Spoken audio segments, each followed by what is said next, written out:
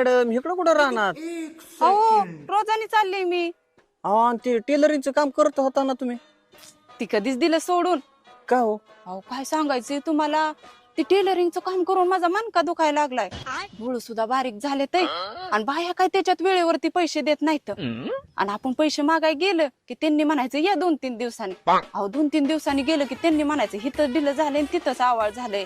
अहो फोन करू करू बायांना कट्टाळा आला. अहो काय सांगायचंय तुम्हाला, काहींनी तर उधाऱ्या पण बुडवल्या. त्याच्यापेक्षा हे काम चांगलं ना हो, घरी आणून पैसे देते ती. अहो एवढंच नाही, निघायला गाडी, घरी सोडायला गाडी. आणि त्या टेलरिंगच्या कामात मला जेवायला सुद्धा टायमिंग मिळत नव्हता. पण आता मी 3 टायमिंग पोटभर खाते यावं. हा आणि ते मोबाईल कशाला चालवलाय हो?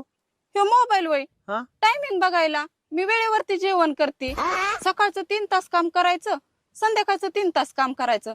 6 तास मजुरी, 300 रुपये हजरी. 6 वाजले